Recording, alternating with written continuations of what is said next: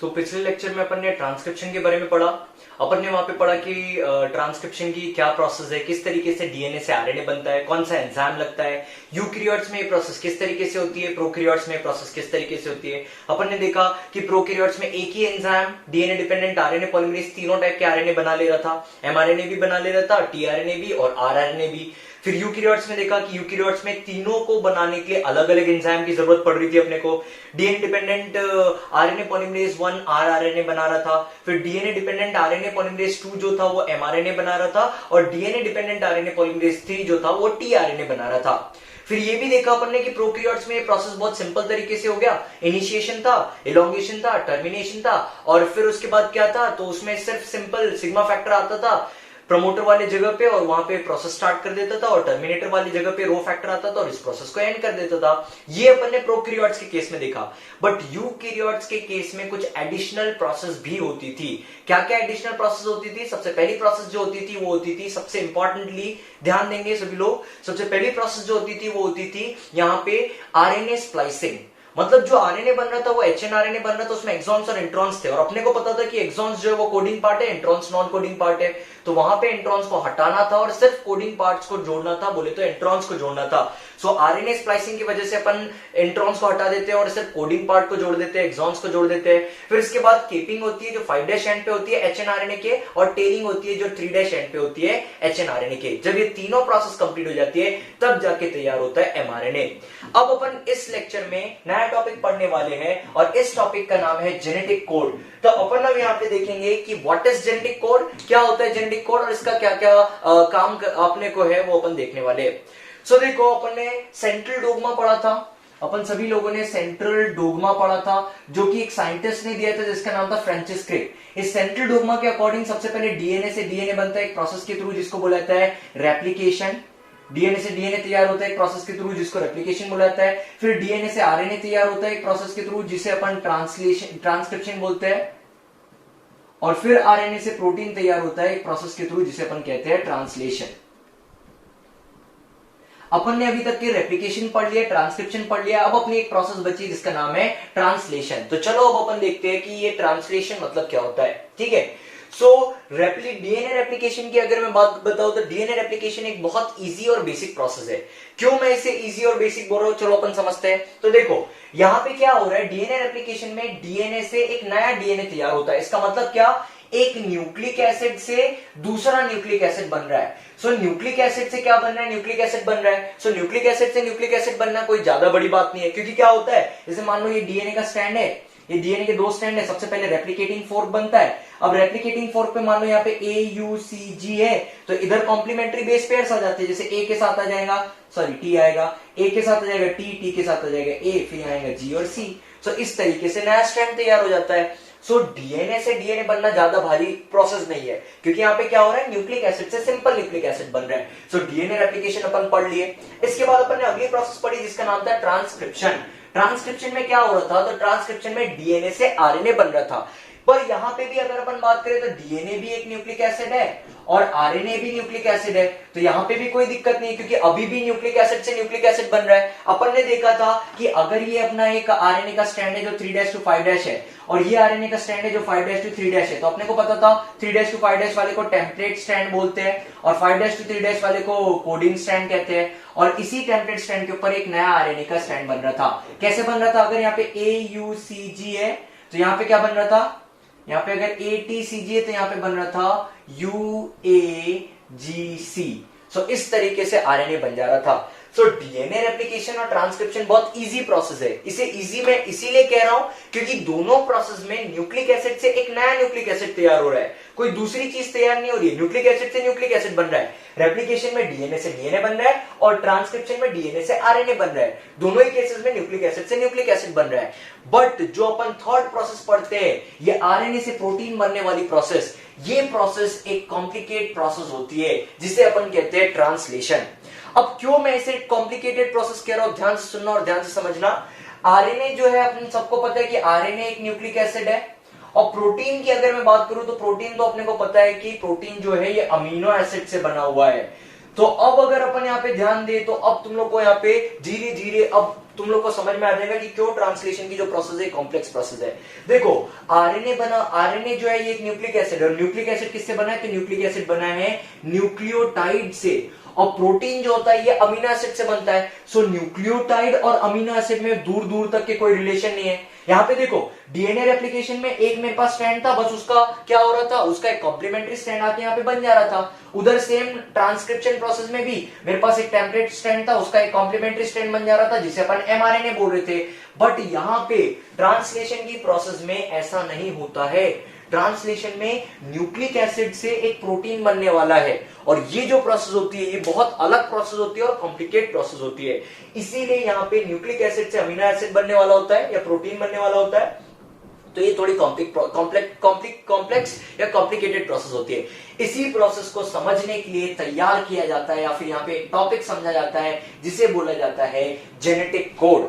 भाई जब तक कि तुम लोग को जेनेटिक कोड नहीं समझेगा तब तक कि तुम्हें ट्रांसलेशन नहीं समझेगा। क्यों नहीं समझेगा? सीधा और सिंपल रीजन कि भाई यहाँ पे आरएनए था जो कि एक न्यूक्लिक एसिड है, ये क्या बनाने वाला है? प्रोटीन बनाने वाला है। दोनों का भाई दूर दूर तक के कोई रिलेशन ही नहीं है। तो एक न्यूक्लिक एसिड प्रोटीन बनाने वाला है, न्यूक्लिक एसिड खुद किससे बना है? न्यूक्लियोटाइड से, और वो बनाने वाला है प्रोटीन जो किससे बना है? Amino acid. सो बहुत दूर दूर का रिलेशन है। इसीलिए अपने को यहाँ पे एक चीज पढ़नी पड़ती है जिसे बोला जाता है जेनेटिक कोड। तो अब अपन पढ़ना चालू करेंगे यहाँ से कि व्हाट इज जेनेटिक कोड। ये जेनेटिक कोड मतलब क्या होता है, चलो अपन पढ़ना स्टार्ट करते हैं। सो अगर मैं जेनेटिक कोड के बारे में बात करूं तो जेनेटिक कोड जो था इसे डिजाइन किया था एक फिजिसिस्ट ने जिसका नाम था जॉर्ज गेमो। जॉर्ज गेमो नाम का एक फिजिसिस्ट था। इस जॉर्ज गेमो ने जेनेटिक कोड को डिसाइड बनाया था। इसने पता है क्या बताया था? इसने बताया था कि ये जो आरएनए होता है, इस आरएनए के पास टोटल 4 बेसेस होते हैं। टोटल 4 नाइट्रोजन बेसेस होते हैं। कौन से 4 नाइट्रोजन बेसेस होते हैं? तो इसके पास होते हैं यू, ए, जी और सी। अब ये यू, ए, जी और सी क्या है? तो अपन सबको पता है, यू होता है यूरासिल, ए होता है एडेनिन, जी होता है ग्वानिन और सी होता है साइटोसिन। सो इस जॉर्ज गेमो नाम के फिजिसिस्ट ने बताया कि आरएनए के पास टोटल 4 बेसेस प्रेजेंट है, और ये जो 4 बेसेस है यू, ए, जी और सी, और इसने कह दिया कि भाई यही 4 बेसेस आगे चल के क्या बनाने वाले हैं? अपने बॉडी के कुछ इंपॉर्टेंट 20 अमीनो एसिड बनाने वाले हैं। क्या बोला जॉर्ज गेमो ने? जॉर्ज गेमो ने कहा कि आरएनए के पास टोटल 4 बेसेस होते हैं। बेस पेयर नहीं बोलना है, यहाँ पे बेसेस बोलना है। ये नाइट्रोजन बेस है, this is not base pair, ठीक है। बेस पेयर अपन इसे बोलेंगे, ए अगर यू के साथ जुड़ रहे तब ये बेस पेयर हुआ। और सिंपल अगर मैं ए के बारे में बात करूं तो ये नाइट्रोजन बेस है, यू के बारे में बात करूं तो ये भी नाइट्रोजन बेस है। सो जॉर्ज गेमो ने बताया कि आरएनए में 4 बेसेस होते हैं, और ये 4 नाइट्रोजन बेसेस कौन से होते हैं? U, A, G, C, uracil, adenine, guanine और साइटोसिन। ये 4 जो बेसेस होते हैं, ये चारों बेसेस जो होते हैं ये हेल्प करते हैं टोटल 20 अमीनो एसिड बनाने में, और फिर यही अमीनो एसिड आपस में जुड़ जुड़ के क्या बनाते हैं? तो यही अमीनो एसिड आपस में जुड़ जुड़ के प्रोटीन बनाते हैं। अब बात आती है यार, ये 4 बेसेस तो 4 है और अमीनो एसिड बनाना है 20, तो ये 4 बेसिस कैसे 20 अमीनो एसिड बनाएंगे? तो ये जॉर्ज गेमो ने बताया, इस साइंटिस्ट ने बताया कि ये जो बेसिस यहाँ पे रहेंगे ये पता है किस तरीके से प्रेजेंट रहेंगे? कॉम्बिनेशंस में प्रेजेंट रहेंगे। ये जो नाइट्रोजन बेसिस है यू, ए, जी, सी, ये किसी भी एक अच्छे कॉम्बिनेशन में प्रेजेंट रहेंगे, और उसी कॉम्बिनेशन की हेल्प से यहाँ पे क्या तैयार होंगे? अमीनो एसिड तैयार होंगे। अब बात आती है कि ये कॉम्बिनेशन कैसा होगा, तो जॉर्ज गेमो ने बताया कि ये जो कॉम्बिनेशन होगा वो एक तरीके का कोड होगा। ये जो 4 नाइट्रोजन बेसिस जो अपन ने लिखा है ना, यू, ए, जी, सी, ये जो आगे चल के जो कॉम्बिनेशन बनाने वाले वो क्या होगा? एक तरीके का कोड होगा। और ये कोड जो होगा ये कितनी चीजों से मिलकर बना होगा? तो ये कोड बना होगा 3 न्यूक्लियोटाइड से। 3 न्यूक्लियोटाइड बोले तो यहाँ पे सिर्फ 3 बेसिस रहेंगे। 3 बेसिस कुछ भी रह सकते हैं, यू, ए, जी रह सकता है, या फिर यू, ए, सी रह सकता है, या फिर यू, यू, यू रह सकता है। ये 3 कुछ भी क्या प्रेजेंट रह सकते हैं? न्यूक्लियोटाइड रह सकते हैं। सो ये बहुत बड़ा कंट्रीब्यूशन था जॉर्ज गेमो का। फिर से सुनते हैं जॉर्ज गेमो ने क्या बताया। तो जॉर्ज गेमो एक फिजिसिस्ट था, उसने बताया कि आरएनए के पास 4 बेसिस होते हैं, यूरासिल, एडेनिन, ग्वानिन और साइटोसिन। ये चारों बेसिस क्या करते हैं? तो अलग अलग तरीके से कंबाइन होते हैं, और अलग अलग तरीके से कंबाइन होने के बाद ये क्या बनाते हैं? 20 अमीनो एसिड्स बनाते हैं, और यही 20 अमीनो एसिड्स आपस में जुड़ जुड़ के अपने बॉडी में प्रोटीन बनाते हैं। अब ये कॉम्बिनेशन कैसा होगा तो देखेंगे अपन, आगे चल के देखेंगे कि ये किस तरीके का कॉम्बिनेशन होगा। और कॉम्बिनेशन जो होगा ये इसी कॉम्बिनेशन से तैयार होगा तुम्हारा एक कोड, और उसी कोड को बोला जाता है जेनेटिक कोड। और इस कोड को तैयार करने के लिए कितने न्यूक्लियोटाइड की जरूरत पड़ेगी? 3 न्यूक्लियोटाइड की। तो कोई भी 3 न्यूक्लियोटाइड मिलके जेनेटिक कोड तैयार कर सकते हैं। फिर जॉर्ज गेमो ने बताया कि देखो अपने पास नाइट्रोजन बेसिस कितने हैं? 4 नाइट्रोजन बेसिस है, बट ये कंबाइन किस तरीके से होने वाले? 3 के फॉर्म में कंबाइन होंगे। 3 ही न्यूक्लियोटाइड कंबाइन होंगे तभी अमीनो एसिड बना पाएंगे ना ये। सो इसने एक फॉर्मूला बता दिया 4⁻3, दैट इज 4 इंटू 4 इंटू 4। जब अपन ये 4 नाइट्रोजन बेसिस को इस तरीके से रखते हैं, 4 के फॉर्मेट में रखते हैं, तब अपने को टोटल कोडॉन्स मिलेंगे 64 कोडॉन्स। और ये वो कोडॉन्स होंगे जिनके पास कोड प्रेजेंट रहेगा। कौन सा कोड प्रेजेंट रहेगा? प्रोटीन्स को बनाने का कोड प्रेजेंट रहेगा। सो अब अपन देखने वाले हैं कि जेनेटिक कोड को किस तरीके से तैयार किया जाता है, इसमें टोटल 64 कोडॉन्स कैसे होंगे और किस तरीके से जेनेटिक कोड को तैयार किया जाता है।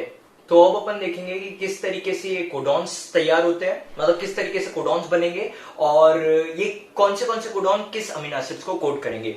सो अब भी अपन ने देखा था कि जॉर्ज कैमो ने एक फॉर्मूला बताया था 4⁻3। इसका मतलब क्या है पहले समझ लेते हैं। इसका मतलब ये कि आरएनए के पास टोटल नाइट्रोजन बेसेस कितने हैं? 4 है।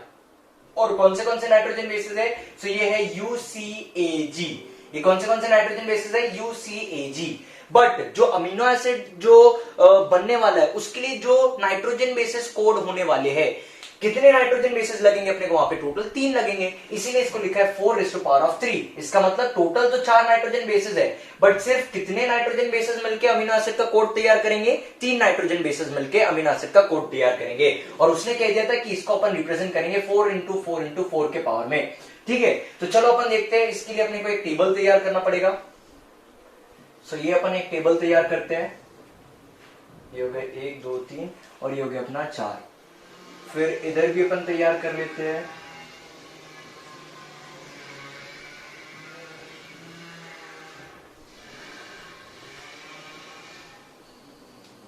चलो ये बन गया अपना टेबल।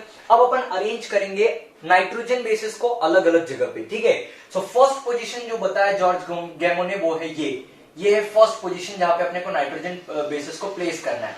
सो यहां पे अपन लिख देंगे UCAG। ये हो गया अपना फर्स्ट पोजीशन, यहां पे अपन ने लिख दिया UCAG। सेकंड पोजीशन जो है वो ये है, ये है तुम्हारी सेकंड पोजीशन।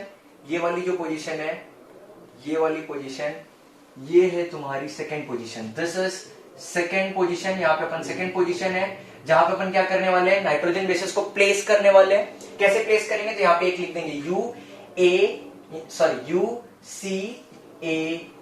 तो इस तरीके से अपन यहाँ पे सेकंड पोजीशन पे अपन ने प्लेस कर दिया नाइट्रोजन बेसिस को। और थर्ड पोजीशन जो है वो थर्ड पोजीशन है ये वाली। This is third position. ये है तुम्हारी थर्ड पोजीशन जहां पे अपन नाइट्रोजन बेसिस को प्लेस करने वाले। और किस तरीके से प्लेस करने वाले ध्यान देना, यहाँ पे अपन प्लेस करेंगे UCAG और UCAG। इस तरीके से मैंने क्यों प्लेस किया अब मैं समझाता हूं तुम लोगों को, ध्यान से सुनना। मैंने अब भी बताया था कि जॉर्ज गैमो ने बताया कि आरएनए के पास टोटल 4 बेसिस है, नाइट्रोजन बेसिस 4 है। बट कितने नाइट्रोजन बेसिस की जरूरत है अपने को कोड बनाने के लिए? सिर्फ 3 नाइट्रोजन बेसिस की जरूरत है कोड बनाने के लिए। तो इसको इसने समझा दिया 4⁻3 लिख दो, इनको 4 के पार्ट में हिस्से में रख दो और तुम्हारा जेनेटिक कोड बनके तैयार हो जाएगा। कैसे जेनेटिक कोड बनेगा? तो चलो अपन ध्यान देते हैं। सो फर्स्ट पोजीशन मैंने यहां लिख दिया 4 नाइट्रोजन बेसिस, सेकंड पोजीशन मैंने यहां लिख दिया 4 नाइट्रोजन बेसिस और थर्ड पोजीशन मैंने यहां लिख दिया हर एक बॉक्स में 4 नाइट्रोजन बेसिस। अब अपन तैयार करेंगे जेनेटिक कोड। तो देखो यहां पे है U, फिर यहां आ जाएगा U और उधर सबसे पहले क्या है U। तो ये हो गया एक जेनेटिक कोडॉन, ये हो गया एक जेनेटिक कोडॉन, या ये एक जेनेटिक कोड तैयार हुआ। और ये किसे कोड करेगा? सो ये कोड करता है एक अमीनो एसिड को जिसका नाम है फिनाइल एलिनीन। सो यहां पे अपन लोग ध्यान देंगे, यहां पे सभी लोग ध्यान देंगे, ये जो U है ये क्या है? ये एक जेनेटिक कोड है।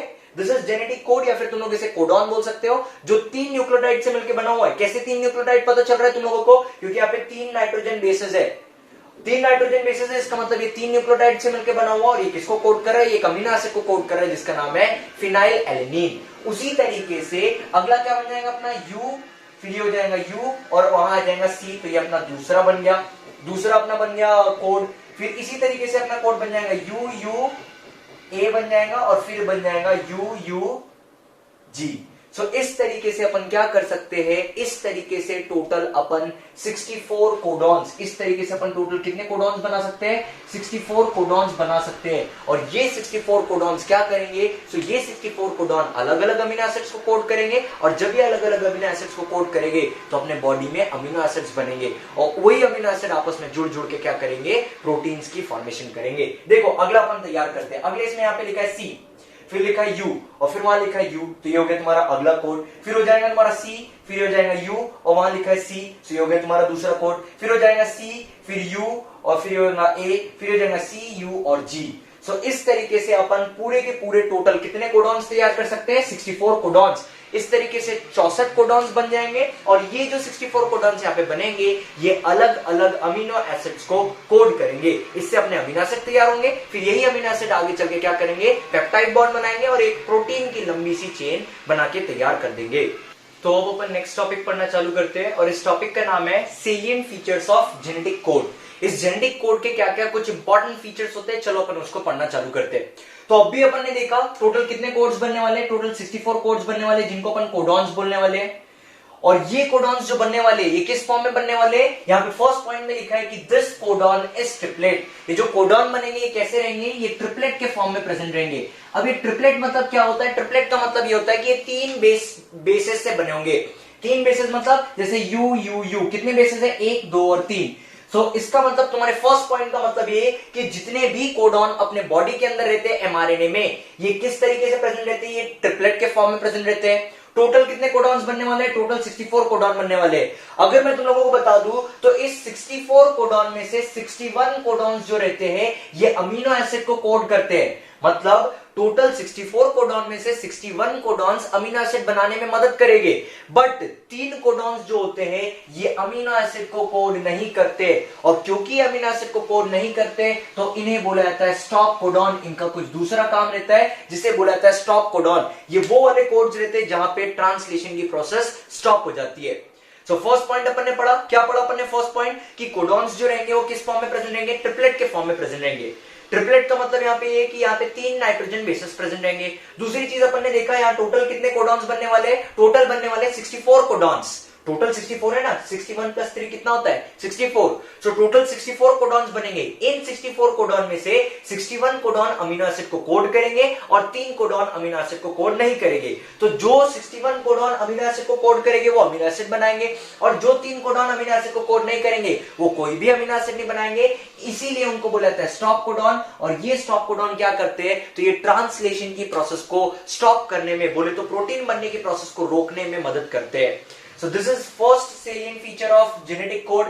सेकेंड सेलिएंट फीचर देखते हैं अपन। सेकेंड सेलिएंट फीचर बहुत इंपॉर्टेंट है। इसमें लिखा है some amino acids are coded by more than 1 codon. इसका मतलब ये है कि कुछ कुछ अमीनो एसिड जो होते हैं वो एक से ज्यादा कोडॉन के द्वारा कोडेड होता है। इसको समझते हैं अपन एक एग्जांपल के थ्रू। देखो, तो ये यू यू यू एक कोडॉन है और यू यू सी दूसरा कोडॉन है। ये 2 अलग अलग कोडॉन है। U is 1 codon and C is another codon. इसमें यू भी देखो कौन से अमीनो एसिड तैयार कर रहा है? यू जो है ये फिनाइल एलेनिन बना रहा है और सी जो है ये भी क्या बना रहा है? फिनाइल एलेनिन बना रहा है। इसका मतलब क्या? 2 अलग अलग कोडॉन्स एक ही अमीनो एसिड बना रहा है और इसी प्रॉपर्टी को बोला जाता है कि ये प्रॉपर्टी है इनकी property which is known as degenerate. इस प्रॉपर्टी को बोला जाता है कि जो कोड है ये कोड कैसा है? डीजेनरेट। क्यों कोड को डीजेनरेट बोल रहे हैं इसका रीजन बताता हूं मैं। देखो, अगर मान लो मेरे घर पे कुछ पासवर्ड लगा हुआ है, मेरे डोर पे पासवर्ड लगा है और उस पासवर्ड का मेरे को सिर्फ उसका पासवर्ड का नॉलेज सिर्फ मेरे को है, वो पासवर्ड मेरे को पता है, बाकी घर में किसी को भी नहीं पता है। सो क्या होगा? मैं बोलूंगा वहां पे प्राइवेसी सबसे ज्यादा मेंटेन है क्योंकि उस पासवर्ड का इंफॉर्मेशन मेरे पास है। बट अगर मान लो मेरे घर पे गेट पे पासवर्ड है और वो पासवर्ड मेरे घर के सभी लोगों को पता है, तो क्या होगा? वहां पे उतनी प्राइवेसी मेंटेन नहीं है। क्यों? क्योंकि उन सभी को भी वो पासवर्ड पता है। तो मैं बोलूंगा कि वहां पे वो जो पासवर्ड है या फिर वो जो डोर पे कोड है वो कैसा है? डीजेनरेट है। यहां पे अगर फिनाइल एलेनिन सिर्फ एक ही कोडॉन से कोड होता तो इसे अपन डीजेनरेट नहीं बोलते। बट यहाँ पे क्या है? यू एक अलग कोडॉन, सी एक दूसरा अलग कोडॉन। ये 2 अलग अलग कोडॉन होके भी ये क्या कर रहे हैं? सेम अमीनो एसिड को कोड कर रहे हैं। इसीलिए यहाँ पे बोला जाता है कि कोड जो है ये कैसा है? ये डीजेनरेट है। This is the second salient feature of genetic code. ये दूसरा सेलिएंट फीचर है। तीसरा फीचर जो होता है ये है कि कोडॉन को हमेशा एमआरएनए पे रीड किया जाता है। मतलब ये तो तुम्हारे दिमाग में घुस गया है कि कोडॉन कहां प्रेजेंट रहेगा? कोडॉन प्रेजेंट रहेगा भाई एमआरएनए पे। बट इन लोगों ने पता है तीसरे पॉइंट में क्या बताया? इन लोगों ने ये नहीं बताया कि कोडॉन एमआरएनए पे रहता है। इन लोगों ने ये बताया कि हाँ भाई कोडॉन तो एमआरएनए पे रहता है, बट इसे पढ़ा कैसे जाता है? इसे पढ़ा जाता है कॉन्टिग्यूअस फैशन में। कॉन्टिग्यूअस फैशन का मतलब ये होता है कि अगर ये कोडॉन है, जैसे लिखो UAG GC UAGC UAGC UAGC। सो अगर मान लो ये एक mRNA है जो 5' to 3' है, ये अपना मान लो एक mRNA है। इस mRNA में ये कोडॉन्स प्रेजेंट है, ये कोडॉन, ये दूसरा कोडॉन, ये तीसरा कोडॉन, ये चौथा कोडॉन, इस तरीके से कोडॉन्स प्रेजेंट है यहाँ पे। सो इन कोडॉन्स को जब भी पढ़ा जाता है तो इसे कंटीन्यूअस फैशन में पढ़ा जाता है। कैसे पढ़ेंगे अपन? UAGC UAGC UAGC UAGC, मतलब इसे कंटीन्यूअस तरीके से पढ़ेंगे। मैं यहाँ पे इनको सेपरेट करने के लिए यहाँ पे कोई कॉमा नहीं लगा सकता, कोई स्लैश नहीं लगा सकता, कोई पंक्चुएशन का यूज नहीं कर सकता। ये बताना चाहता है तुम्हारा तीसरा पॉइंट। क्या बता रहा है तीसरा पॉइंट? कि कोडॉन जो है ये हमेशा अपन mRNA में पढ़ने वाले, मतलब mRNA में कोडॉन प्रेजेंट रहेगा और इसे अपन किस तरीके से पढ़ने वाले? एक कंटीन्यूअस फैशन में पढ़ने वाले। मतलब यहाँ पे कोई भी पंक्चुएशन का अपन यूज नहीं करेंगे। देयर आर नो पंक्चुएशन, अपन किसी भी पंक्चुएशन का उपयोग यहाँ पे नहीं करेंगे। अब अपन बढ़ते हैं इसके अगले सेलिएंट फीचर की तरफ, जेनेटिक कोड के अगले सेलिएंट फीचर की तरफ। और इसका जो अगला सेलिएंट फीचर है वो ये है कि भाई तुम्हारा जो जेनेटिक कोड होता है ये कैसा होता है? तो ये जेनेटिक कोड होता है यूनिवर्सल। इसका मतलब जो कोड मेरे अंदर अमीनो एसिड बना रहा है, सेम वही कोड बैक्टीरिया के अंदर भी अमीनो एसिड बनाएगा। एग्जांपल देख लेते हैं अपन। देखो एक कोड है UUU, अगर UUU नाम का जो जेनेटिक कोड है, अगर ये कोड फिनाइल एलेनाइन नाम का अमीनो एसिड बना रहा है, किसके अंदर? बैक्टीरिया के अंदर, तो यही वाला कोड ह्यूमन के अंदर भी फिनाइल एलेनाइन नाम का अमीनो एसिड बनाएगा। इससे क्या पता चलता है कि कोड जो होते हैं वो सब में सेम रहते हैं। ऐसा नहीं है कि एक ऑर्गेनिज्म में कोई अमीनो एसिड दूसरे कोड से बना है और दूसरे ऑर्गेनिज्म में कोई अमीनो एसिड दूसरे कोड से बना है। इसका मतलब, इस पॉइंट का मतलब यहाँ पे ये है कि जितने भी कोड्स होंगे ये सारे यूनिवर्सल होंगे। सभी ऑर्गेनिज्म में जो कोड रहेगा वो सेम अमीनो एसिड बनाएगा। जैसे UUU एक कोड है, तो ये बैक्टीरिया हो या ह्यूमन हो, ये फिनाइल एलेनिन ही बनाएगा। ये बता रहे हैं लोग। So this is the fourth point. But इसमें पता है कुछ एक्सेप्शंस है, यहाँ पे कुछ एक्सेप्शन है। पहला एक्सेप्शन है माइटोकॉन्ड्रियल कोडॉन जो होते हैं ये कुछ अलग अमीनो एसिड बनाते हैं, ये थोड़ा अलग कोडिंग करते हैं, और कुछ प्रोटोजोन्स में ये कहानी जो है ये थोड़ी सी अलग देखी गई। तो ये दो जगह एक्सेप्शन है, बाकी सब जगह इसलिए यहाँ पे नियरली यूनिवर्सल लिखा है। एग्जैक्ट यूनिवर्सल नहीं लिखा, नियरली। भाई थोड़ा यूनिवर्सल तो मान सकते हैं कि अगर फिनाइल एलेनिन UUU नाम के कोड से बन रहा है तो ये बैक्टीरिया में भी यही कोड रहेगा फिनाइल एलेनिन बनने के लिए, और ह्यूमन में भी यही कोड रहेगा फिनाइल एलेनिन बनने के लिए। तो ये था अपना फोर्थ पॉइंट। फिफ्थ पॉइंट की अगर मैं बात करूं तो फिफ्थ पॉइंट बहुत इजी पॉइंट है भाई। AUG जो होता है ना, इसके दो काम होते हैं, इसके डुअल फंक्शन होते हैं। डुअल का मतलब होता है टू, डुअल मतलब होता है टू। सो AUG के डुअल फंक्शन होते हैं। अब ये दो फंक्शन क्या होते हैं इसको समझते हैं अपन। सो पहला फंक्शन होता है कि ये कोड करता है एक अमीनो एसिड को जिसका नाम है मिथ्योनिन।